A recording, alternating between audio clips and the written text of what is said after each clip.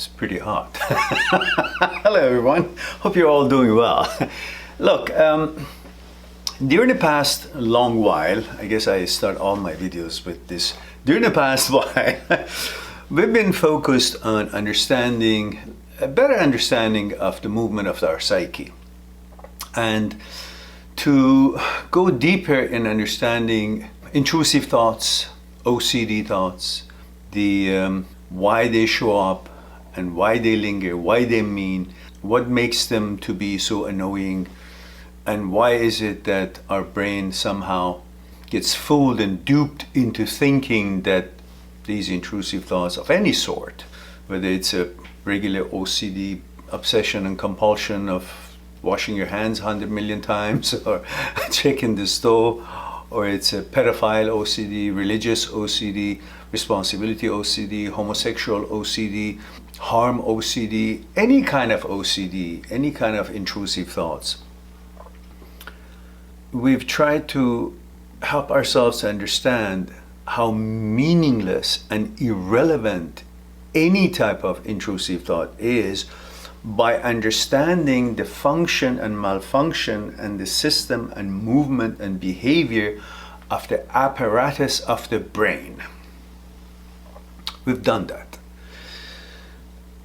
And specifically, I have two very well done, so to speak. I gotta blow my own horn, I guess. From the channel, two playlists: Intrusive, Transient, OCD, HOCD, Negative Thoughts, which discusses the interpretation of the thoughts and suggestions and the images and meaning of them, these sort of thing. Data hunting and discussions and the feelings, the meaning of all these things, which shows up in the brain. And that's one of the ways that distracts you, confuses you, makes you think that any of these feelings or thoughts or suggestions or images mean anything. So in that playlist, we've discussed and explored the meaning of all this, the association of these suggestions and images and thoughts to sex, to homosexuality, to heterosexuality, to the whole concept of sex and how it plays into the brain and so on and so forth. But then we have another playlist that it is more of a strength and power behind the whole discussions that we have to bring about your attention to the irrelevancy of all these intrusive thoughts, the meaninglessness of all these intrusive thoughts, and how you should understand to deal with it and not be bamboozled by thinking that any of these intrusive thoughts have any actuality or could have any actuality to them just because they showed up or popped up. We've discussed that part of the understanding and exploration of the movement and behavior of the brain, thoughts, and you, and the relationship between brain, thoughts, and you.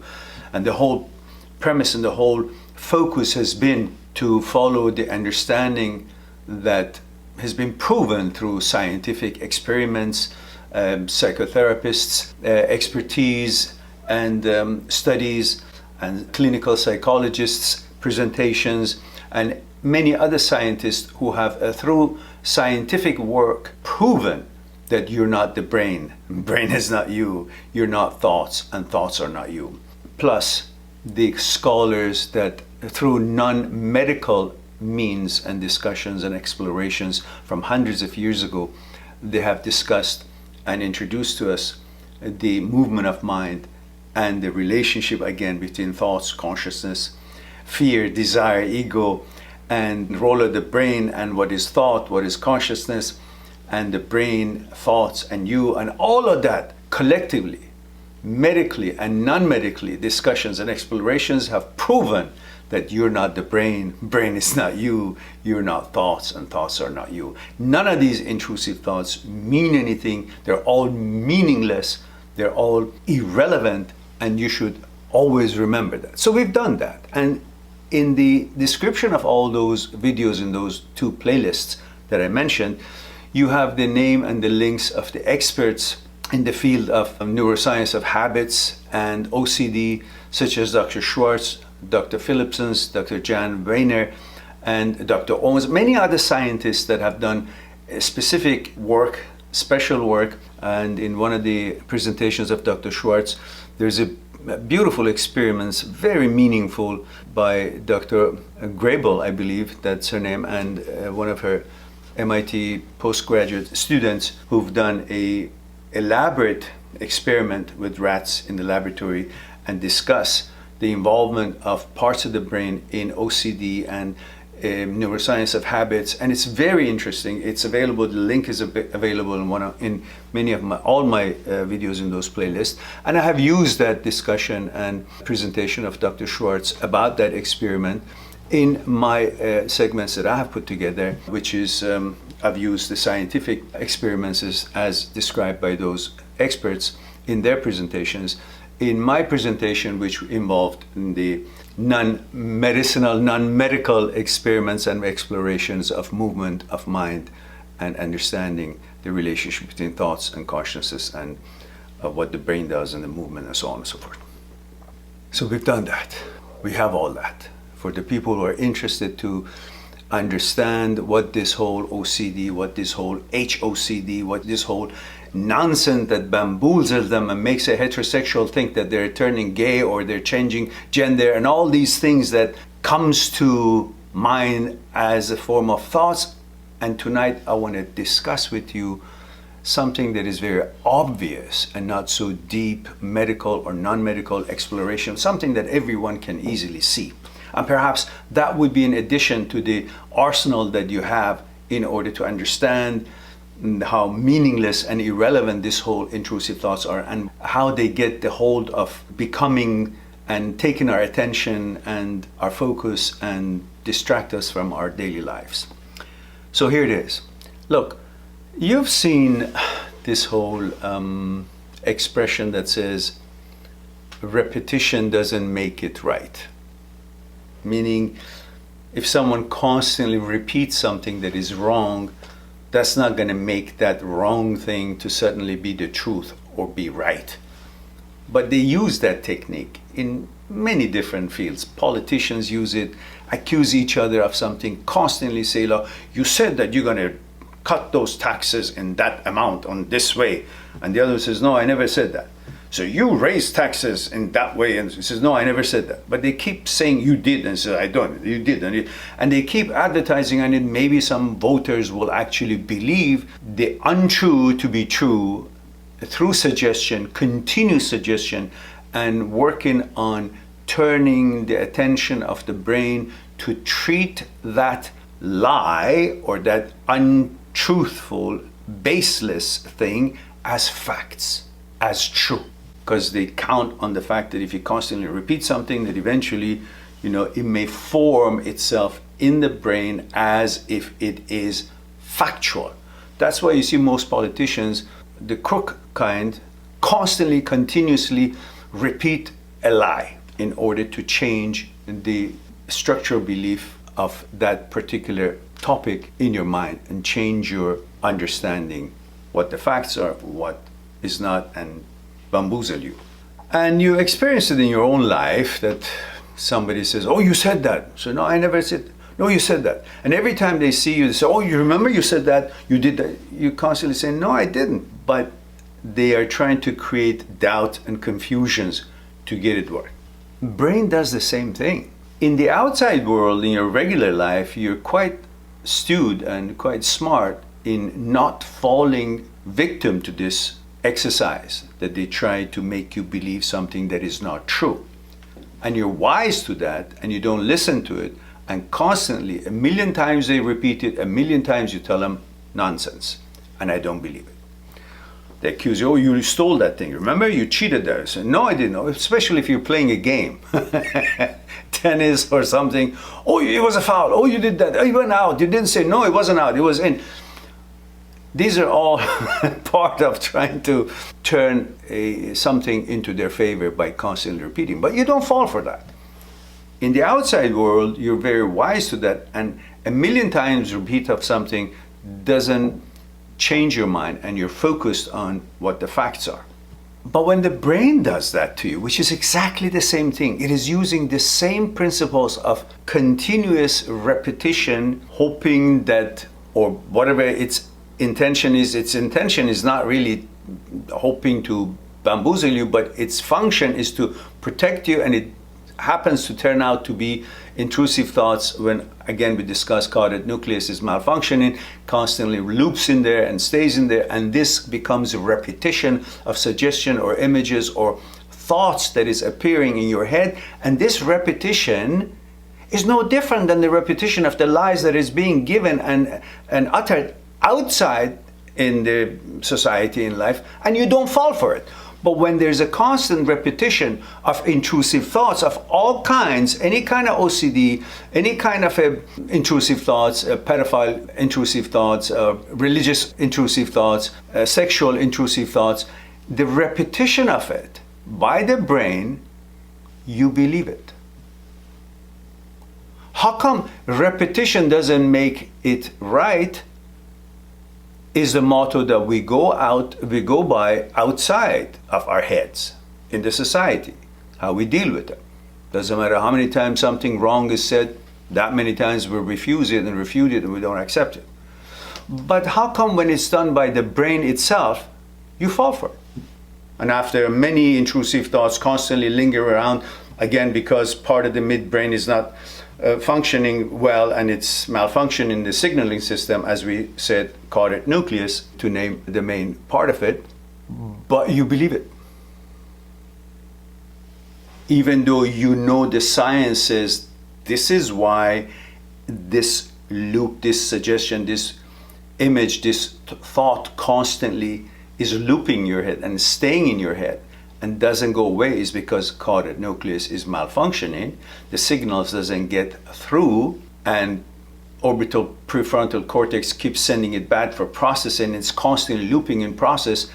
That's why it's hanging on and keeps showing up in your head, even though you know that scientific explanation for it, and you know that repeating something wrong doesn't make it right as you practice outside in your life. But when something repeats in your head, you start believing it. Why?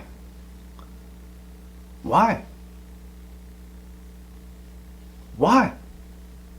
Why do you fall for what's being repeated, image, suggestions, thoughts, by your brain through thoughts?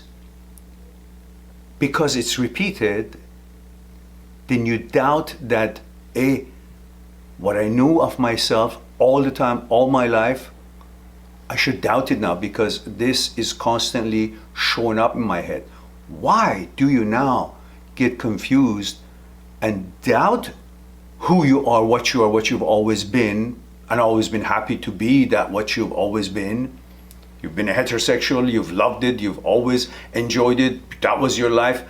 But then because the intrusive thoughts, due to the malfunction of the brain, OCD and whatnot, keeps happening, suggesting to you that you're gay, or you're turning gay, which as if it's possible to turn from one gender to another, or any other suggestion that he keeps bringing it up, and you believe it. Why?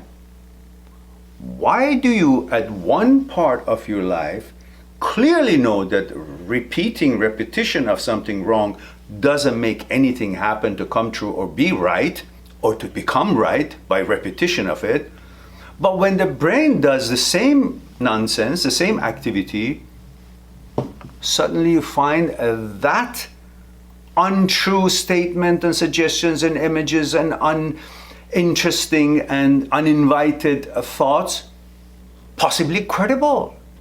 And you get annoyed and bamboozled and start believing it. But when it's happening out there, by any means, you won't accept it because you're wise to it. What happened to the wisdom from outside and inside? What's the difference? With the other brains suggested, you refute it and you stand your ground. But when this brain suggested, you think, oh, it's credible. What's the difference between the credibility and non-credibility of this brain and those brains? Brains are all, could be saying things that have nothing to do with you. Neither those brains belonging to other people out there is you or represents you, or their thoughts you or represent you. Neither your own brain's thoughts represents you and have a truth about you or knows anything more about you than you know. Neither their brain is you, nor your own brain is you. But when your brain repeats something, you believe it. Yet when other brains repeat something about you, you're very strong and very clear, and you don't give a shit about it, which is the way to go. Why? Well, you ask yourself that, answer that yourself. I'm sure you can do that, because there's no explanation for it other than the fact that you just somehow have been duped into thinking that what your brain does is you. You follow the brain, you think, instead of thinking that you choose and select the production of the brain and suggestions and the images that it creates and produces in the form of thought in the screen of the head. You select it. You're the boss. You're above brain. Brain works for you. These are the things that you should be focusing that you don't. And the other thing is that somehow we have lost the understanding that the brain is a tool, is an apparatus, is an equipment that we have employed, somehow bought, added, mounted on our body to serve us in a certain capacity so we could use it to better our lives and advance our lives, and use it for learning, calculating something, figuring out something, designing something, producing something, accomplishing something, solving some things that we want to figure out. That's what we have added this brain function of it, functionality, this capability of this equipment to our being.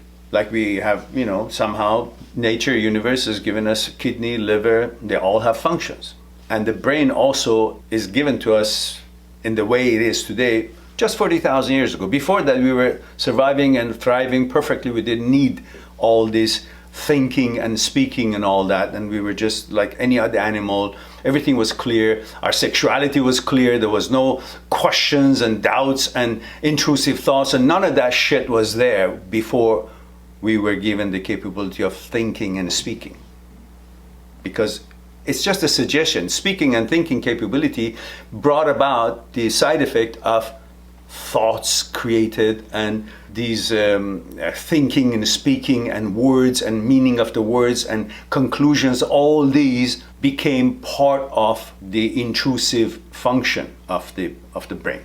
It became part of the things that we never had to deal with, because it's not part of our biology, these intrusive suggestions or images and so on. That doesn't describe us the way we have always been, the way we have been born. Whatever your sexuality is, it was decided when you were being created in the womb of your mother and you were born as such. That's not going to change. And before we were given the ability of thinking and speaking 40,000 years ago, that never was a question of any kind. Everything was clear. Whoever sexuality was, whatever it was clear. There was no question or intrusive thoughts about it. All these intrusive thoughts happened when we were given the capability of thinking, which was 40,000 years ago. But before that, we were living for a million years, like any other animal. Sleep, hunt, have sex. Our sexuality was clear. There was no doubt. Everything was hardwired. Now it's like Wi-Fi, and there's interference in all these connections, and there is a corruption in the data that is being transferred, so bamboozles you and makes you doubt the reality of you. You've been born as a heterosexual, always been a heterosexual, always loved girls, and so you lived as the way you lived. There was no problem. But then the thought creates this and you fall for it. Why? Yes, we talked about the fact that it was hardwired before there was no ability of thinking and speaking, so that we had no problem. But even in Wi-Fi, why don't we consider the fact that it's just a malfunction and repeating something that is Makes no sense, because thought had nothing to do with selecting or creating our gender when we were being created in the womb of our mother. So thought can never, any suggestion, images, thoughts can never have any role in any modification or changing whatsoever any kind of our gender. So why is it that you entertain it? As because it's coming from the brain, as if it has a certain credibility. Why would brain have any credibility? It doesn't, right? We didn't need it for survival up to 40, 50,000 years ago. So what happened? Why is it that what shows up in the screen of your head has such credibility that, in fact, 80, 90,000 different thoughts a day is created by your brain, and none of them are credible at all, and you don't even give a damn about any of them. You're just busy doing your own thing. But these particular things, which is about something that is very important to you, your sexuality, you identify yourself in the world, your place in the world based on your sexuality, and that's the one you protect the most. So if something comes up which is contrary to what it is that you are, you always try to protect it, you always pay attention to it, and if it's intrusive and negative to what you know about yourself, what you have always been, then you become concerned and then distracted and so on and so forth, as if has any credibility. Well, beside the fact that we are just not that smart human beings, and we get so easily distracted or fooled or gullible when it comes to behavior of the brain. I mean, even somebody out there can fool you and trick you into buying something that you don't need, or you pay a lot more money than something that is worth, or just simply trick you by giving them some money or something and get nothing and thinking that that's a legitimate deal. So there are cheaters out there. The brain, as though it doesn't need that much an effort and elaboration, it just suggests something and you believe it. What the hell for? What gives credibility to the brain? Well, how about this? If you notice, since childhood, we have been counting on the brain for doing lots of calculations and functions. And it's been used to help us guide, have a guidance, and it's like a guiding mechanism and does lots of things for us. You know, we use it to imagine things, we use it to solve things, we use it to learn things, we use it to design things, we use it to fix things. So we have kind of built a certain kind of a trust on the quality of the information that it spills out when we request it. But we've forgotten that often when we request it, okay, we use it properly and we get some information that we want based on what we initiated that thinking or that process of information hunting to be. But brain on its own does its own thing too. It's not just we using the brain apparatus to do stuff for advancement of our life on a daily basis. The brain itself also is producing 80, 90,000 thoughts a day that you're oblivious to it, and you had never had anything to do with requesting such images or suggestions or thoughts to be produced by the brain. But the brain does that continuously. So brain does its own production that you should be aware that what it produces, it doesn't mean you requested it or you had anything to do with it. That's one part of the credibility they should take away from it, because you automatically think that it has something to do with you.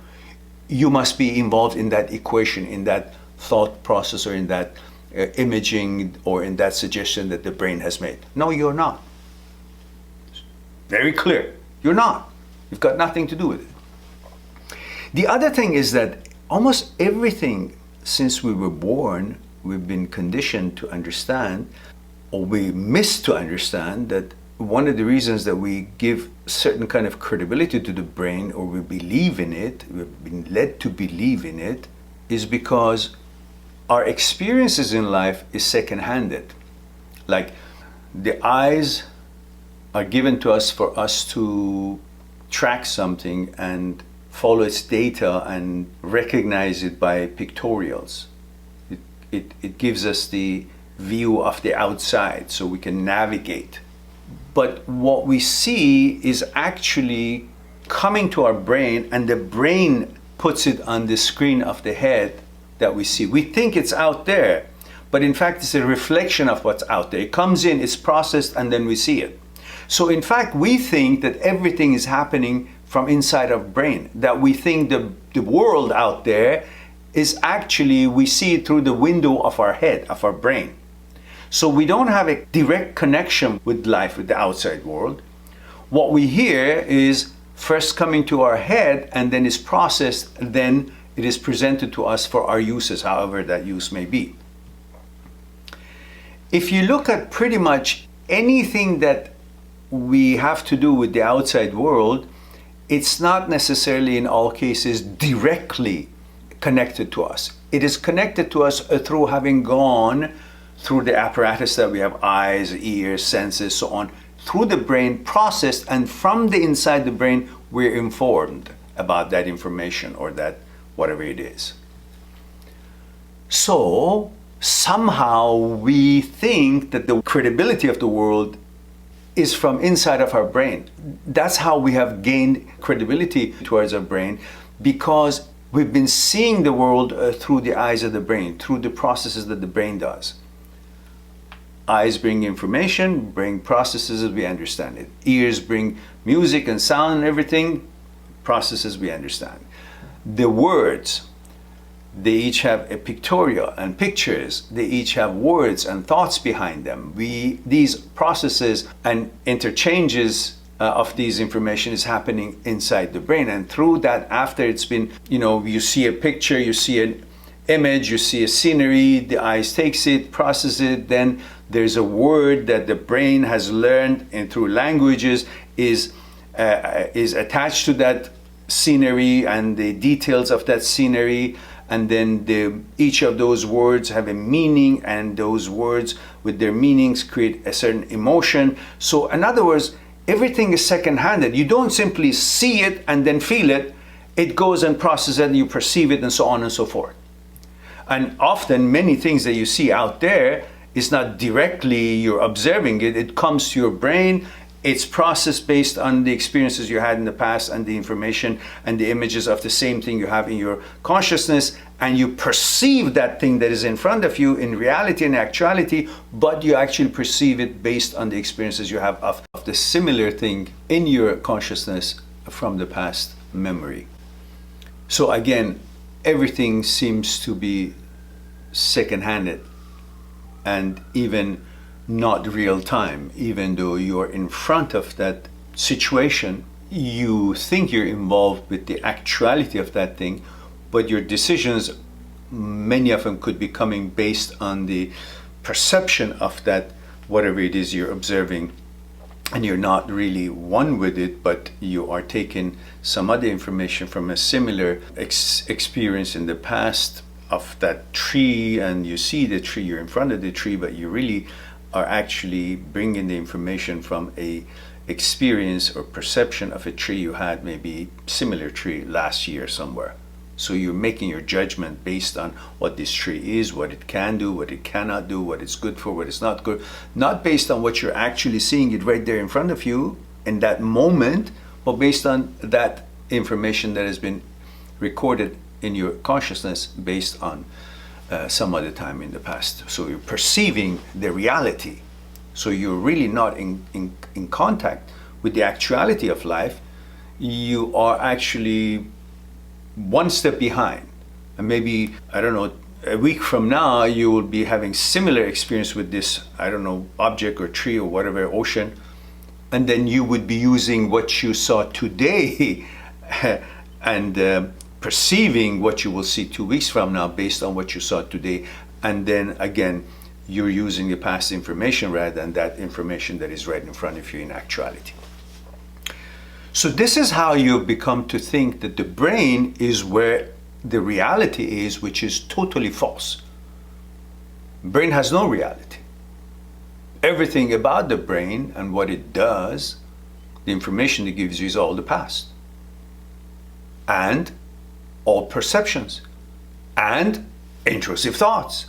So how are you going to figure out which is which if you're not alert and aware about the movement of the brain, the function of the brain, the malfunction of the brain, the nature of the thoughts and how it's put together, and the nature of and the motivation of intrusive thoughts, where it comes from, and you understand that it's got none of them have anything to do with you. It's the brain that creates the intrusive thoughts based on the malfunctions in the signaling system and based on the fact that it conjures up thoughts in order to protect you, and often it goes haywire and goes rogue and creates all kinds of things, and you thinking that whatever the brain produces, it has the same credibility as if you are using the apparatus of the brain, which is consciously you're picking up some material from the consciousness and using that inventory to make thoughts with it for the purpose of calculating something, figuring out something, designing something, learning something, producing something, accomplishing something.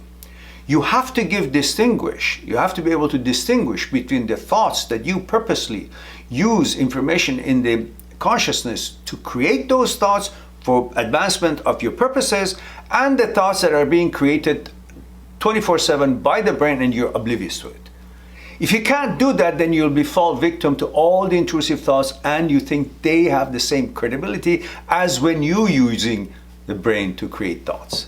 That's why you believe the bullshit of the intrusive thoughts that could have all kinds of scopes and all kinds of intentions and meanings or whatnot, which is all irrelevant to you. Sexual, non-sexual, and so on and so forth. I mean, brain does, I don't know, what is it, 60 trillion pieces of process in a second? If I'm not mistaken, that's actually a statistic that they've calculated, that the brain is far more capable of your laptop computers or your desktop computers' abilities to do processing, thousands times faster. So it's capable of doing all these processes, yet it is not capable to notice a difference, tell the difference between actuality and virtuality. To the brain, it has no understanding, cannot tell the difference between what's real in actuality and what's just a thought. It thinks both are the same. So it functions the same. It reacts the same. It guides you the same. So it's the source of disaster if you don't understand the brain and its malfunctions and its shortcomings. Because you would treat the guidance of the brain based on the actuality of life, which the me that is in there, is relinquished, is controlled to the brain, thinking that the brain is the leader and you are follower, yet you are the selector, you are the judge, you are the wise, you are the awareness, and the brain is a tool for this awareness of you. You have to understand that.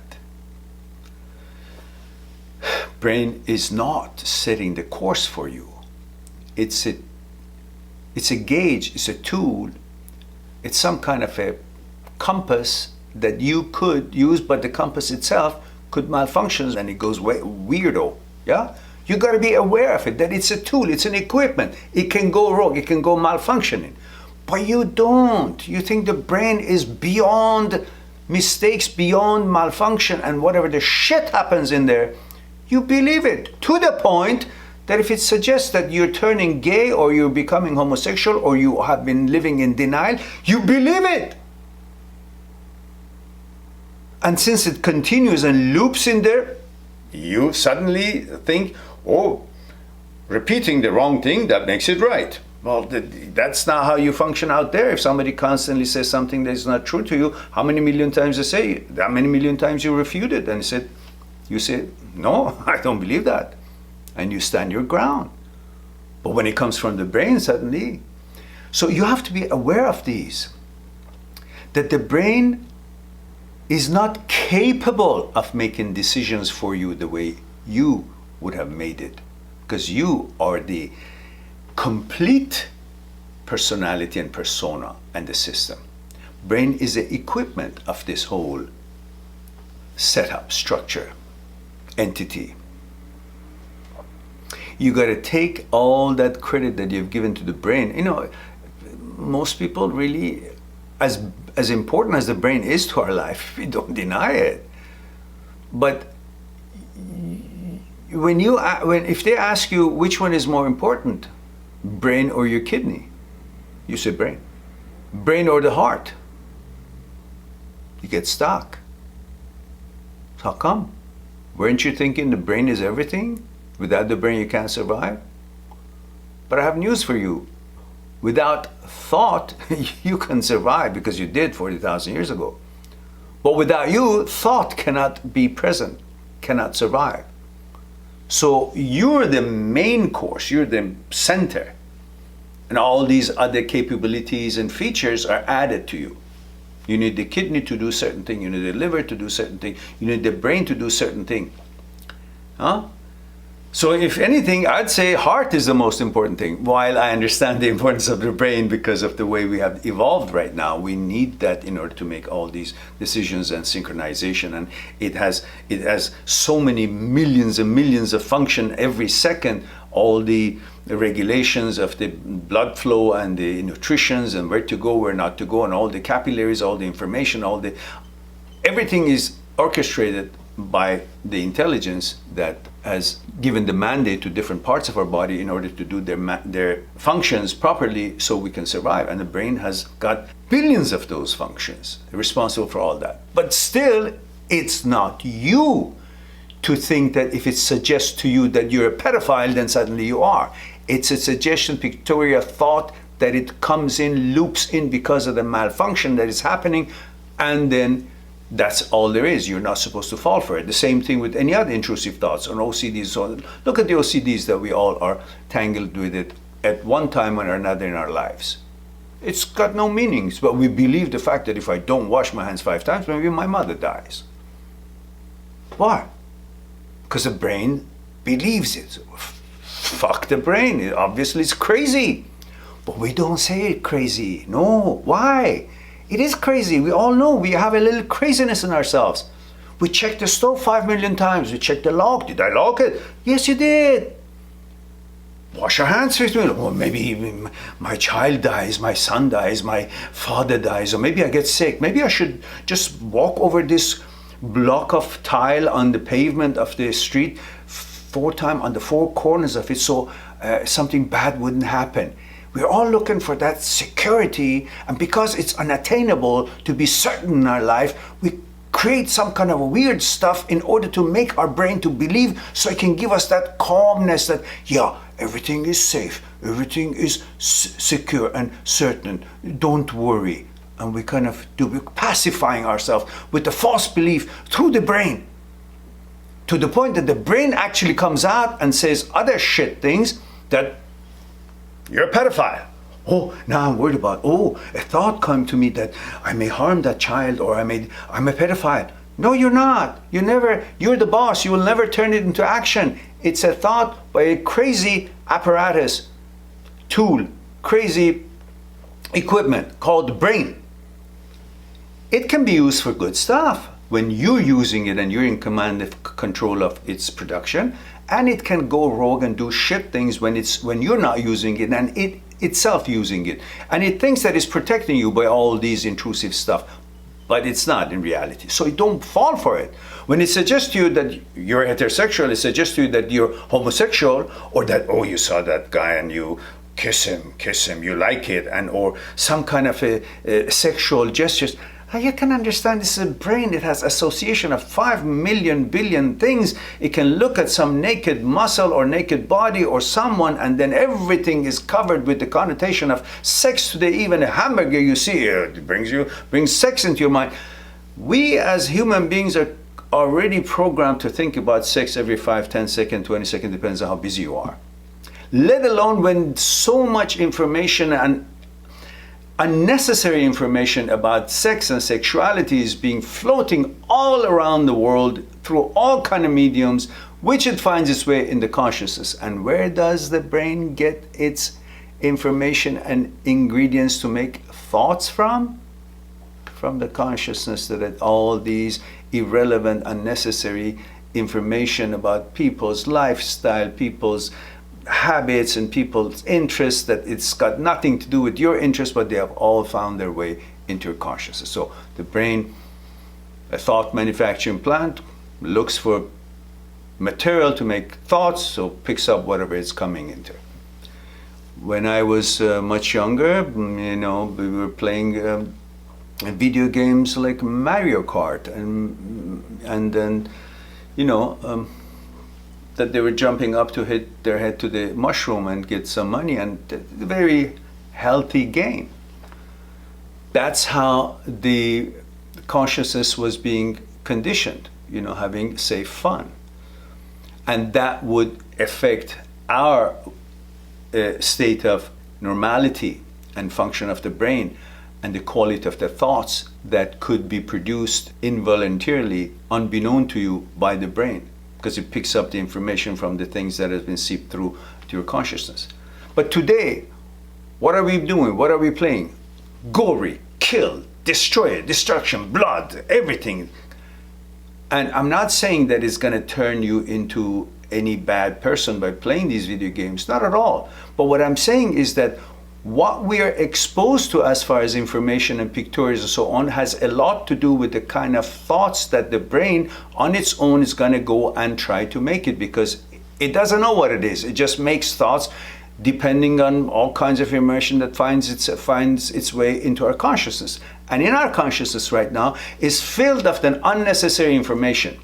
Whether we saw it in the movies, whether we saw it on the publications, the pictorials, or television programs, discussions, and these discussions could be about anything that could not relate to you, could not be of any use to you, and to some people it is, to some people it is not, but it is nevertheless unnecessary information that is flooding through our consciousness, and many of them is about people's personal preferences and sexual lifestyles. And they are information that seep through, and the brain picks them up and makes thoughts. And many of them are turning into be intrusive thoughts, suggestions, and constantly loops. And if there is any malfunction in there, in the form of OCD, then these loops continuously stay in there. And you think repetition makes the wrong thing be true. So if it's suggesting to you that you're being a homosexual, and it's malfunctioning and it's repeating, and it's because all this information seep through your consciousness, and the brain has picked it up and makes thought of intrusive kind in your brain, and you start thinking, oh, it's looping, you stay, that means maybe I'm a homosexual, never knew it, or I'm turning gay. So you have to realize that one of the reasons for intrusive thoughts, beyond other medical things and other things that we discussed, is obvious things. Too much unnecessary information we are being subjected to. Images, publications, information, thoughts, suggestion, all and mostly based on sexual stuff. Man's body is not like how it used to be 50 years ago, 60 years ago, 70 years ago, which was outside of the advertisements, and it was not used for selling products. Women's body was the representations of what marketers and products were being, marketed through. And now so much information about naked parts of the man's body is out there, and that itself, it becomes part of the information that you distinguish that I'm not interested in that. But nevertheless, it's part of the pictorials and suggestion information that it gets into the brain and then into this consciousness, and the brain picks up that and makes thoughts. What kind of thoughts can it make with the naked body of a man? When we are all constantly programmed for sex, it associates anything naked with sex and then picks up on what is possible to make out of that picture or suggestion. And it makes it, regardless of what your gender is. And you're supposed to be thinking, okay, I'm not interested in that. I know that, but why is it constantly there? Because the brain is getting all these information constantly pushed onto its consciousness. It's not like once they showed some kind of a irrelevant sexual suggestions in some movie or something that to you is irrelevant. It's constant. So that sort of a basis of information is constantly being poured in, and the brain constantly picks them up, and it's capable of making any kind of thought that possibly can be made, because that's the characteristic of the brain, make thoughts. And we talked about the neural ensemble capabilities of the brain to create things that is not even possible in nature, but it can create it. because that's one of the specialities of the brain for inventions and design and things and creativity and so on and so forth. So it creates all kinds of weird things that is not even possible for your gender, but it doesn't think about what gender you are. It just thinks that, what thoughts can I make with this? Oh, I can make this. I can make I can make a car which has a live head and the engine is alive. It's not really possible, is it? But it can make it. Just imagine right now, a car, put the hood up, and you'll see an engine that is actually looks like a lion's head. And the teeth of the lion are the cylinders going up and down. You can create all these things, and the rest of the car is just tires and the metal and all that. You can create all kinds of things. You can create a lion with the duck's head, which is nature is not possible, but you can create it. These are all called neural ensemble. So these creation are possibilities that the brain can do. It's capable. That's why we invent things, design things, so on, and come up with things that never existed before, advance. But the brain doesn't understand what it should, what it shouldn't. So it does all kinds of thoughts, produces all kinds of thoughts, as long as it possibly can be created, and it's irrelevant to you. So when it shows up, you shouldn't think, oh, it shows up in my head because it has got something to do with you. No, it's got nothing to do with you. Brain makes thoughts of all kind that is possible to be made. If it's possible, it makes it. It's got nothing to do if you're interested or not. But you don't know that. You think, oh, it showed up. It's a brain. It's got credibility, so it must mean something to me. No, it doesn't mean anything to you. You have to understand all these things. Give me a moment. I'll take a break. I'll be right with you.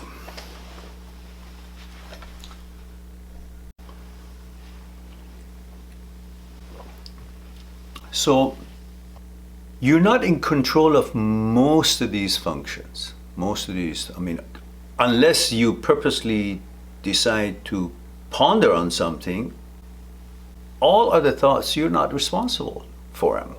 It's not your doing. It's irrelevant to you. You gotta know that. Otherwise, you'll go crazy. Honestly, you will go crazy if you don't understand that the brain that you're carrying in your head is not a machine that is going to be only thinking about your best interests. It does its own shit things. You're supposed to be aware of this so you won't be falling for the products that it creates or the thoughts that it, imaginations that it brings about. And you will select them to know that this is a product of a brain, and the brain is not a reliable source. I am the reliable source. I choose if any of these thoughts or images and suggestions that are produced of any use to me to what I want to accomplish. Only me, my awareness, the me, not the brain. So on that note, then you can see that there is a certain control for you, and that is not in the production of the thoughts that you're not responsible for. You are in control only on the reaction to thoughts, suggestions, and images. You're not in control of any of the thoughts, suggestions, or images, but you can be in control of reaction to any of these thoughts, suggestions, or images. Look, if you're in a tennis court, you're not responsible on the tennis ball that is coming to you from the other side of the court. You're not in control of it. It's the other player. But you're totally in control of your reaction to that ball that is sent. What are you going to do? Leave it? Let it go out? Leave it? Let it hit inside your court? Go after it? Hit it? How are you going to hit it? Forehand? Backhand? How are you going to approach it? How is it going to be responded to? Your respond to something that you're not in control of is your control. Is the only way and the only thing that you're in control of or can be in control of is your reaction to an action. Reaction to a thought. Respond to a suggestion. Respond to an uttering. But you're not responsible to what's been uttered. You're not responsible to what's been thrown at you. Your reactions is your level of control that you can count on.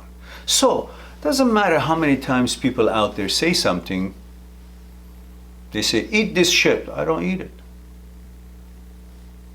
You know, that's it. You're in control of your reaction, your response to a suggestion. But the suggestion, just because a suggestion is made, doesn't make you the suggestion, or in agreement with the suggestion, or as the suggestion suggests. Nothing. Nothing could be further from the truth. You cannot be bothered or change in any shape or form just because a suggestion, an image, a thought, or a uttering opinion of somebody else is made. You are in control of response and reaction to it, however. So if the brain, the same thing with the brain suggests you're gay, no, I'm not. You know who you are, you know what you've always been, and that's the end of it. You don't have to debate with it. You don't even have to answer it. Say you're gay, move on. You don't want to be gay, that's all that matters. Your decision, you're in control of the reaction and respond. You're not in control of what's been uttered, what's been said, what thought shows up in the head, but you're in control of not accepting it or just letting it be and not responding to it, focusing on your life and going away and doing your own thing. You are in control of your reaction, your responses. You don't have to accept whatever. Somebody passing by a bazaar says, $50 for this, I don't know, tea. You don't have to say, why $50? No, I don't want $50. What do you have to say to it? Just pass it, let's move on. Pay no attention to it. It'll die on its own because there was no response to that ridiculous suggestion of $50 for tea. And in your case, depending on what gender you are, it's true for all genders. Intrusive thoughts works come in the same way to all of them. In your case, you're heterosexual. A suggestion comes in that you're gay, or you had a response to that guy that you liked him. Okay, fine. Or that was you got it. Any kind of a suggestion or thought or response that comes even from the one that uttered the suggestion, like the brain makes a thought and then responds to it itself. That's not you either. Your conscious response, your selected response, your awareness and your alertness, your selected response purposely by you, that's your response. That's the one that can turn into action or not. And you're in control of that. As long as you're in control of that, which you are, the actions, the responses, nothing can threaten you. The brain, like any other people out there, brain is also outside of you, and other people are outside of you. They can say whatever they want to say. You don't accept it. You choose your own response. The brain too suggests anything he wants to suggest. Means nothing. Just because it's mounted on the head here, it doesn't mean that it's you. It's a faculty, if it's a tool, that it's malfunctioning. So you don't accept its suggestion, and you don't simply pay attention to its suggestion. You don't focus on its suggestion. You just hear it, recognize what it is. It's intrusive. It's gone haywire. It's gone into a zone that it's crazy. So you recognize that, and that's how you treat it. You know, many of us have some people who are not balanced, and maybe they are crazy, and so if they make a suggestion, you hear it, but you don't argue with it. You just don't comply to it. You go on with your own thing, right? And there are many people that we don't know, and they're crazy out there. They say some things, and it just doesn't make sense. It's ridiculous. How many suggestions a day can you hear that is stupid? What do? You just pass by. The same thing you got to do with your brain. As long as you understand that the only thing that is reality, really, is live, is not second-handed, is your reactions, and you're in control of that. So suggestions doesn't make you become the suggestion. Hearing the suggestion, having a suggestion shown up or presented to you 50 million times doesn't make you become the suggestion.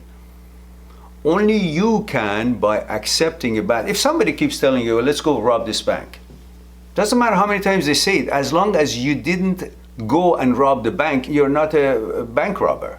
The suggestions can come and float, as all kinds of suggestions are floating in the daily life, and it seeps into our consciousness every day. But we don't pay attention to them. All kind of wrong things are happening in the world, all across the world, in all different facets. We hear them, but we focus on our own life. Same thing, all kind of shit could be considered, could be projected or presented, suggested, thoughts, images, and whatnot from our brain. But you keep doing your own thing, like all the wrong things that are happening in the world. You don't have to respond to it. It just increases your understanding of how the brain actually is. Well, I gotta watch it, it's a crazy brain, it can go crazy. Everybody's brain can go crazy. And as long as you understand that, don't treat your brain as a deity, as a most healthy part or logical part or wise. But no, brain is not wise. It's an equipment that makes thoughts, suggestions, images. That's all. It's an equipment. It's like a cinema, a theater. Depending on what kind of movie they put on it, it shows it. It suggests it. It makes it up. It creates things. But you're the selector. You're the one who chooses if it's worthy, if it's useful or not. That you're in control of. So your reactions to thought is what you are in control of. That's the only thing that matters. How you react to a thought is the only determining factor to who you are and have the control of your life and be who you've always wanted to be and be who you've always been and continue loving who you are and enjoying your life the way you like and you prefer and you decide to be who you want to be, what you want to be. So in other words, in all these encounters with all these suggestion thoughts and intrusive thoughts that the brain makes, you should always say, listen, I'm only focusing on what I am. I'm not focusing on what you suggest or you want or you think or whatever it is. Who are you? You're a brain. I am me. I decide what I am, what I prefer, and what I want to be, how I want to be. I, and only I. So that's what you do. You only focus on your reactions to thoughts, not the thoughts themselves, and you diss them all. And you only focus on the fact that you are in control of what becomes reality and actuality. Just because a suggestion is made, that doesn't make you the suggestion. So, reaction is where it's all at. And you only focus on what you are. Not what's being said you are by whomever, however, brain or otherwise. You know what you've been born as, how you like to be, what you have been, what you love to be, and what you prefer to be. That's all.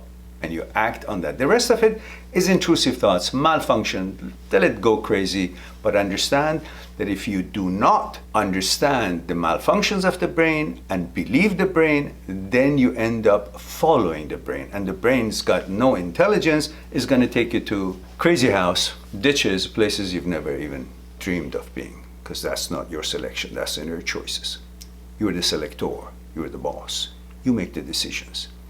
Reactions are in your control towards thoughts, and do no reactions, focus on your path is the best way. Don't take any of these intrusive thoughts seriously at all. They're irrelevant to you, they're meaningless to you. And simply focus on that I only focus on what I am, not what you're suggesting. And I know more about what I am, how I like to be, what I choose to be in the past, now, and in the future, and only I, not the suggestion or thoughts. I am the boss of the brain, and brain is not me, I'm not the brain. And what brain makes, which are thoughts, definitely are not me, and I'm not the thoughts. So hence, I'm in control of my life, and intrusive thoughts can go to hell, because I pay no attention to them. That's how you start your journey, and continue your journey, and live your life. I'll talk to you soon.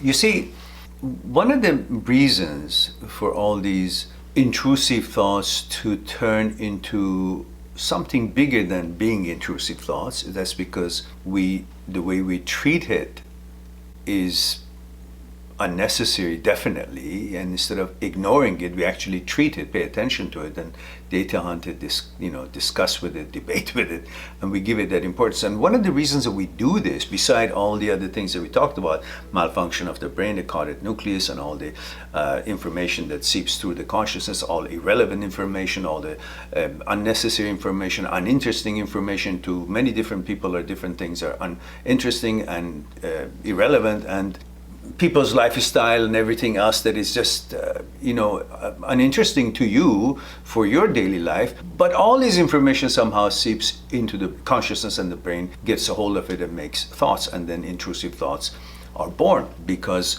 where does thoughts come from? From the information that is somehow found its way into our consciousness. And regardless that we're interested or not, that information is out there, and we are exposed to it by its information, and through videos and publications and media and discussions and programs here and there, we hear about them, or billboards and advertisement and so on. They want to sell products, make money, so they make all kinds of things that could help them sell products. But we are also become aware of that campaign, which does not involve us. The product does involve us, the marketing does involve us, but we as human beings on earth become aware of whatever is out there that is aimed and directed toward a different group of people, but we also get to hear it. So all that information finds its way into the consciousness, and brain doesn't know what's going on, just picks up whatever it's available possibly, and makes any kind of a thought possibly could be ever made out of that, because it's capable to make thoughts. And we talked about even it makes things that, through neural ensemble, which is not even, in reality can be made, but the brain has the capability of creating such images or such suggestions. But one of the other reasons that we get caught up with dealing with intrusive thoughts is because we are actually doing something that, in the function of the brain, according to the neuroscience of habit, is something that is usual, but the way we deal with our daily life, that has seeped into our way of dealing and viewing and things that happens in life, which is not beneficial for us. What do I mean? Look, supposedly you're a smoker.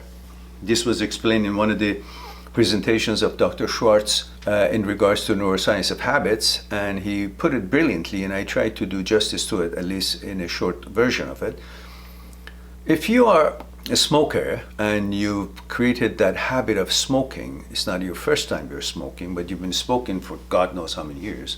So eventually, through neuroscience of habit, which Dr. Dan Grable is actually one of the world leading scholars and scientists and authorities on that note, has proven that there are a bunch of actions that takes place at the same time, and all together in the brain is considered as one action. Even though it's not one action, several actions, fragments of actions put together to create that, but in the brain, we consider that one action. How? Just like if you're a smoker. You take the packet, open the cellophane, open the lid of it, take one cigarette, put it on your lips, and then you have a fire, a lighter. You take it a few inches away from your face, which is all things that you're supposed to not to do. But you do that, and you puff a smoke into your lungs. All of that, all those taking it out of your pocket, taking the open, taking the cigarette, and taking the lighter and all that to you is only one move. Although it's all separate functions. But to you, it's a group of cluster of bunch of things taking place, is considered one action in the brain. It doesn't recognize it as several actions put together. It recognizes one thing. I smoke a cigarette. If somebody comes along after you did that and says, "Sir, were you aware that you took a packet out of your pocket and opened it up, took a cigarette, put it on your lips, and had a fire like close to your face and just lit this up?" You say, "No. You're only aware that you're smoking a cigarette." So in other words, the cluster has turned into one action, and that's what you're dealing with, not with the actual steps that it took to get there. Now, same thing when it happens with the intrusive thoughts. Pretty much, I'm trying to put the two and two together so you can see how it happens in the brain, and you're following in your daily behavior as if you're supposed to be dealing with one thing instead of considering all the other things that is included in that one thing to be real or not. Such as if intrusive thought shows up that suggests to you that you're some gender other than the gender that you are. Like, let's say you see, I don't know, you're heterosexual and you see a male and is wearing a tank top and you see the naked body, and the naked body in everybody's brain, naked sex, everything naked leads to the next association to what? Why is it naked for? So naturally, we're all human beings. We know if you're naked, obviously we have either want to take a shower, we want to have sex, or things like that. So this connotation is known to every brain, a human being. So you see another same gender, maybe you see a muscle or a part of the body, and then you associate that with what is normally associated, naked body, sex. And then because that connotation came in, and then the brain picks up on it and comes up with all kinds of other intrusive thoughts about that sex, and because the trigger or starting point was a naked body of the same gender, then says, oh, that was a homosexual inclination or homosexual attention, and you get bamboozled. You think, you start hunting it, what does it mean, and so on. Why? Because we have been conditioned to deal with conclusions. We don't focus on, no, I'm focused on who I am. I'm heterosexual, therefore that thought, however it showed up, is irrelevant to me. Thought, brain makes thoughts, and thoughts can be there, but is irrelevant to me. Why should I associate it or believe that it has anything to do with me? You don't go anywhere. My life has always been like this way. I loved women, I like women, I enjoy women. My life has always been in heterosexual direction, and my functions and activities have been heterosexual. I've had no interest in. You don't go any of that. You go for the conclusion. What the conclusion is, the intrusive thought introduces or suggests that that was a homosexual reaction, therefore you're gay, and the gay as a word means something, and you can't contest the meaning of the word because it's in the dictionary, it has a meaning. So the conclusion is what you're focused on, homosexuality, rather than I'm not because of all these many reasons, that it's automatic there. I don't even have to data hunt it or discuss it or explore it. I know it. And instead of focusing on what you are, what you know, how your life has always been, what you're interested in, what you want to be, you focus on the conclusion of the word homosexual or gay, because that's what the association of that thought or suggestion by the brain was, and you're stuck on the conclusion of what that is labeled. That what the brain suggested is labeled in word, and word has a meaning, and you go by the meaning of the word, and you're trying to react to the meaning of the word rather than reacting to who you are. That this is irrelevant to me. These are the things that you got to be aware of, that the brain plays with you. And you're not supposed to be subordinate to brain suggestion, but you're the boss and master. And that's what you should be focusing on, because you should only focus on what you are, what you want to be, what you prefer to be, and your reactions to thoughts and suggestions. Not the actual suggestions would mean anything to you. They're all meaningless. And you always have a choice. Your choice is what I've always been. I've been created and been born as. You're a heterosexual. Your choice is heterosexual. You love to be heterosexual. Suggestions mean nothing. And I choose to be what I've always been and continue to be. And that's what I love to be. That is what you focus, and that is how you interpret all these intrusive thoughts, regardless of what they are, and never be bamboozled by them. Continue your life in peace and tranquility and focus and enjoyment. I'll talk to you soon.